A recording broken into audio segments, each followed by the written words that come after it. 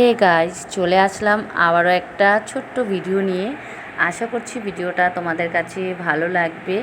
আর এখন বাজে 10টা, চলে এসেছি রান্না করতে। আর আমি ভেবেছি এবার থেকে ভিডিওটা যে দেবো, দেখো গরমের মধ্যে এমনি আমরা ঠিকঠাকভাবে গরমে থাকতে পারি না, আর গুছিয়ে গাছিয়েভাবে ভিডিও দেওয়াটাও ঠিক আমি পারছি না।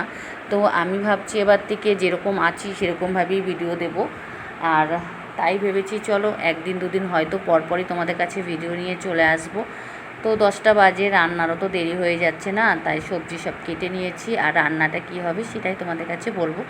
ফুলকপি আলু দিয়ে একটা তরকারি হবে, আর পেঁপে দিয়ে একটা ডাল হবে, আর পটলের মধ্যে চিংড়ি মাছ দিয়ে ভাপা হবে। আর বাটা মাছটা হবে না, ওটা রেখে দেওয়া হবে। আর পটলের যে আঁটিগুলো আছে ওগুলো ভাজা হবে। আজকে রান্নাবান্না এটাই হয়েছে। আর সারা দিনের কাজকর্ম সেরে দিয়ে তারপরে আমার ছেলের একটু বেরোনোর কথা ছিল, তো কোনো কারণে আমাদের বেরোনো হয়নি। তো কী আর করা যাবে, ছেলে আমাকে একটু বায়না করলো যে মা পিৎজা এনে দেবে, আমি একটু পিৎজা খাবো। আমি বাড়িতে মাঝে মাঝেই বানাই পিৎজাটা, তো অনেক কিছুই পিৎজা নেই ঘরে। তার জন্য আমি ছেলেকে বললাম ঠিক আছে আমি দোকান থেকে এনে দিচ্ছি।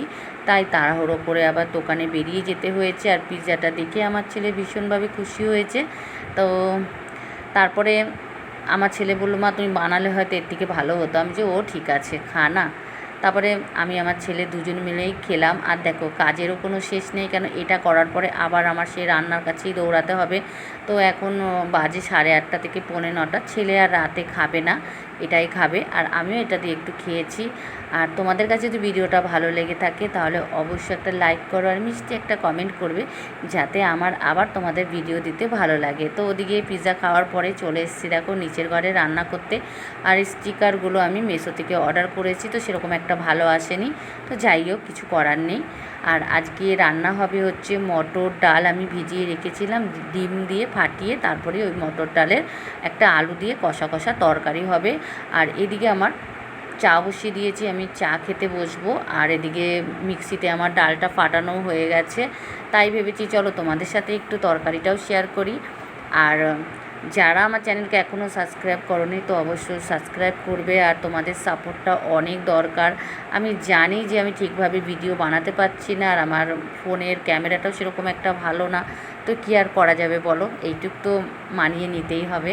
তো আরেকটা কথা বলছি, যেটা হচ্ছে কে কীরকম খায় জানি না, আমি চা খেতে বসলে আমি বিস্কুটের প্যাকেট নিয়ে বসি, কারণ আমার ভালো লাগে, যতক্ষণ চা থাকবে ততক্ষণ আমার বিস্কুট থাকবে, এরকম একটা ব্যাপার। তো যাই হোক, কথা বলতে বলতে দেখো এদিকে তরকারিতে চলেও এসেছি। আর এদিকে আমি আলু দিয়ে মশলাটা ভালো করে কষিয়ে নিয়েছি। এরপরে এই যে বড়াগুলো দেবো, আর বড়াগুলি খুবই সুন্দর হয়েছিল।